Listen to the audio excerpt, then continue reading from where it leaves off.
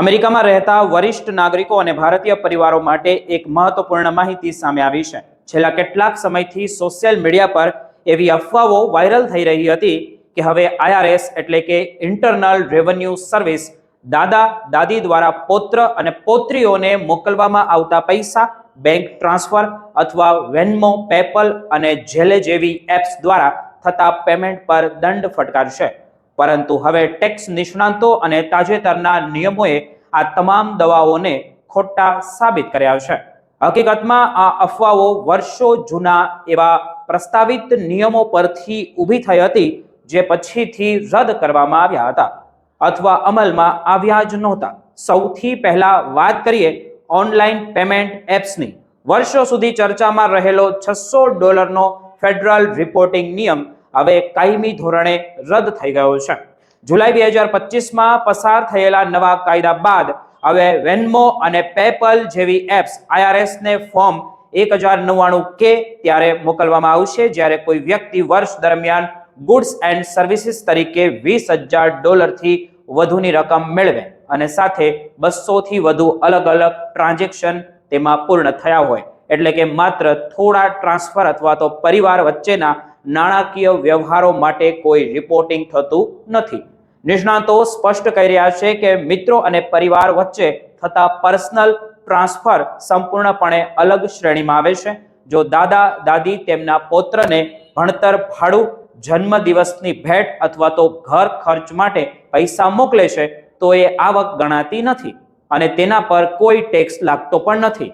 તેવી જ રીતે જો સંતાનો તેમના માતા પિતાને મેડિકલ બિલ, મોર્ગેજ અથવા તો અન્ય ખર્ચ માટે મદદરૂપ થવા પૈસા મોકલે તો તે પણ ટેક્સ પાત્ર આવક નથી. આવા ટ્રાન્સફરથી સોશિયલ સિક્યુરિટી લાભો પર કોઈ અસર પડતી નથી અને સામાન્ય રીતે ટેક્સ રિટર્નમાં તેને દર્શાવવાની પણ કોઈ જરૂર રહેતી નથી. વર્ષ 2026 માટે ગિફ્ટ ટેક્સની વાર્ષિક મર્યાદા વ્યક્તિ દીઠ $19,000 નક્કી કરવામાં આવી છે.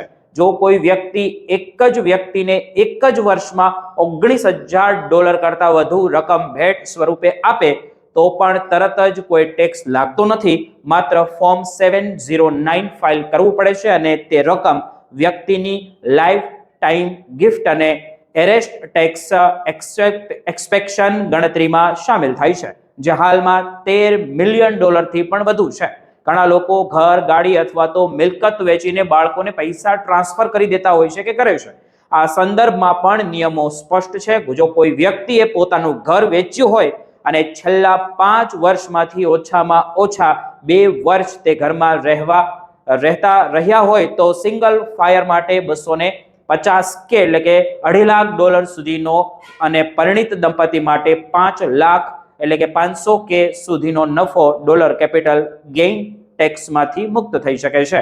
જૂની ગાડી, ફર્નિચર અથવા તો અન્ય ઘર વપરાશની વસ્તુઓ સામાન્ય રીતે ખરીદી કિંમત કરતા ઓછી કિંમતે વેચાતી હોવાથી તેના પર ટેક્સ માત્ર નફો ઊભો થતો નથી. ફેસબુક માર્કેટપ્લેસ અથવા તો eBay પર વ્યક્તિગત વસ્તુઓ વેચનારા લોકો માટે પણ નિયમો રાહત આપનારા સામે આવ્યા છે.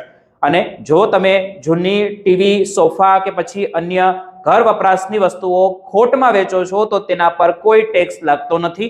જો કે નિષ્ણાંતો એક મહત્વની ચેતવણી આપે છે. જો ખરીદનાર ભૂલથી પેમેન્ટને ગુડ્સ એન્ડ સર્વિસ તરીકે માર્ક કરી દે તો તે વ્યવસાયિક ટ્રાન્ઝેક્શન તરીકે નોંધાઈ શકે છે. આવી સ્થિતિમાં 1099 ફોર્મ મળી શકે છે, પરંતુ તેનો અર્થ એવો નથી કે ટેક્સ ભરવો જ પડશે. યોગ્ય રેકોર્ડ અને દસ્તાવેજો દ્વારા તમે સાબિત કરી શકો છો કે વસ્તુ ખોટમાં વેચાઈ હતી, પરંતુ સાચી સાવચેતી ત્યાં જરૂરી બને છે જ્યાં પરિવારની બહારની વ્યક્તિઓ પાસેથી નિયમિત આવક પ્રાપ્ત થતી હોય. જેવું આપણે ભારતની અંદરથી પૈસા આવતા રહેતા હોય એ સમજવું ખૂબ જરૂરી છે. જો કોઈ વ્યક્તિ સાઇડ બિઝનેસ ચલાવે છે, સેવાઓ આપે છે અથવા તો ભાડાની આવક મેળવે છે તો તે સંપૂર્ણપણે ટેક્સ પાત્ર છે. પૈસા રોકડા, ચેક, બેંક ટ્રાન્સફર કે પછી ઝેલે દ્વારા મળ્યા હોય તમામ વ્યવસાયિક આવક ટેક્સ રિટર્નમાં જાહેર કરવી ફરજિયાત છે. આ દરમિયાન કેટલાક રાજ્યોના પોતાના અલગ અલગ નિયમો પણ છે, તે જાણવા ખૂબ જરૂરી છે. અને વોશિંગ્ટન ડીસીમાં $600 રિપોર્ટિંગ મર્યાદા છે, જ્યારે ઇલિનોઇસ અને ન્યૂ જર્સીમાં $1,000 મર્યાદા લાગુ પડે છે. તેથી આવા રાજ્યોમાં રહેતા લોકોને જે સ્ટેટ લેવલના નિયમોનું ખાસ ધ્યાન રાખવું ખૂબ જરૂરી છે.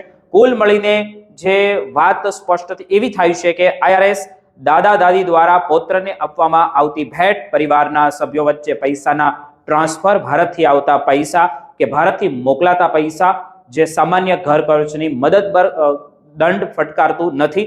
$600નો ફેડરલ નિયમ હવે રદ થઈ ચૂક્યો છે અને પર્સનલ તથા કૌટુંબિક વ્યવહારો સુરક્ષિત છે. માત્ર સાચી વ્યવસાયિક આવક અને બિઝનેસ ટ્રાન્સફર પર જ ટેક્સના નિયમો લાગુ પડે છે. તેથી સોશિયલ મીડિયા પર જે કંઈ પણ ફેલાતી અફવાઓ છે તેમનાથી ગભરાવાની જરૂર નથી, પરંતુ હંમેશા સત્તાવાર નિયમો અને વિશ્વાસનીય માહિતી જે હોય તેની પર વિશ્વાસ કરવો ખૂબ જરૂરી બની ગયું છે.